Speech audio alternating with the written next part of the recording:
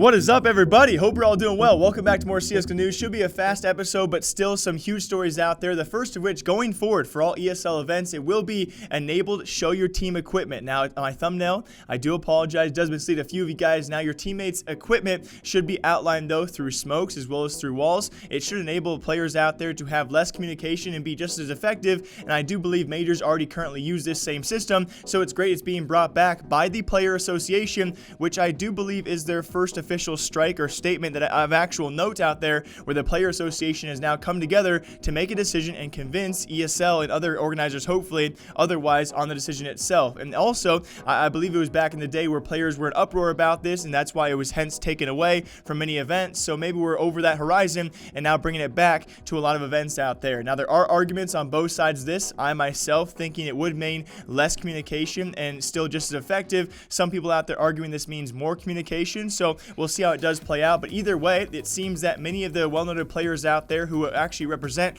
their teams and other players in CSGO have now decided to bring it back, and it's a huge move. Although it might not be near as effective as I should say game-changing going forward, it's still a big move to see the Player Association making their first strike, their first stab at actually making some foundational movements inside CSGO. So show your teammates equipment is now back. It was already back in majors, I do believe, but it's now back for ESL events going forward. And so what do you think about that? Also, in very, very big news, now I know I've been talking about Furia probably way too much, but as of a couple weeks ago when they did re-sign those 5-year contracts, it's going to tie the record for the longest standing contracts in CSGO. Do we think the team's going to make it that long? It's very unlikely because that is a very long time to stay with a single roster. But with that being said, when they signed those 5-year contracts, they did say it'd be better for partnerships as well as sponsorships, and they must have had something in the works because they have now announced a 4-year deal with Nike, one of the biggest, we could probably argue, deals signed throughout 2019 so far, maybe 2018 or stretching back as well. When it comes time for a big name brand to step in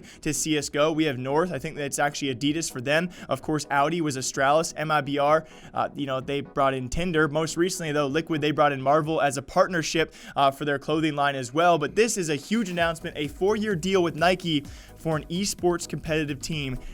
That is pretty shocking. These guys have come so far, and I really do hope the players are being rewarded for this, although I think the organization probably making a good sum themselves. Either way, though, that is absolutely nuts. Nike is now involved in esports, although they already have been. I'm very well aware of that. But Furia, out of nowhere, rising CSGO team, has now struck one of the biggest deals we have seen sponsorship-wise amongst all the top CSGO teams. Now, also in the biggest story today, it's actually brought to us by Neil Murphy. He tweeted this last week. I forgot to cover it because I was a bit skeptical of this, but I've now reached out to Neil himself, the coach of Greyhound Gaming, and my man, he tweeted out this last week, guys. And if you do remember as well, the post a long time ago about potential talent stickers coming to a previous major, it did not come, and I don't think it's going to come for Starladder either, but the same thing, I think we're making progress towards that, as Neil did tweet out a coach signature request. He did submit one as well. I talked to Neil, guys, and I do want to state we are not sure about this, but it could potentially be the first major where coaches were actually required to submit a signature.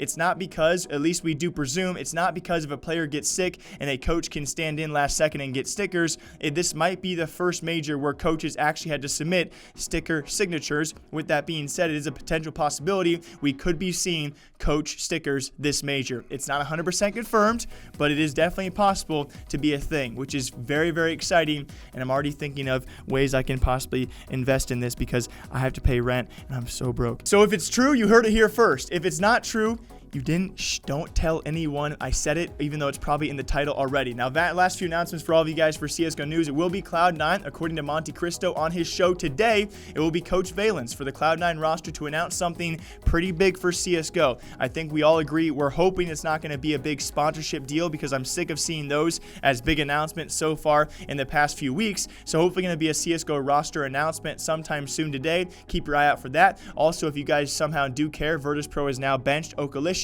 for a brand new guy as well. I'm going to call him Fro. Apparently an improvement skill-wise, so good for Virtus Pro. Again, if you guys really do care about that. Speaking, though, back to the Cloud9 roster change, if they are looking for an opper, JDM is now officially, as of I think last night or today, a free agent for CSGO as well, looking for an organization, either NA or over the seas. So pretty cool news out there. So we'll see what happens with Cloud9's roster if they do add a JDM or the suspected Kusta, Tens, Daps, those kind of guys. Let's just cross our fingers that they don't frick anything else up. I don't mean that offensively. I might be a little cranky today. As always, I hope you guys all enjoyed, though. A short yet some big stories in CSGO. I will hopefully see you guys back here later this week. Reminder, I actually have jury duty tomorrow, so I might be gone for a while, which really does suck. Cross your fingers that I don't get selected. I tried telling them I was an esports athlete, and they denied me so fast. I told them I was a YouTuber as well. They still denied me. So I tried everything in the book. I'll see you guys back here sometime later this week. Until then, take care of yourselves.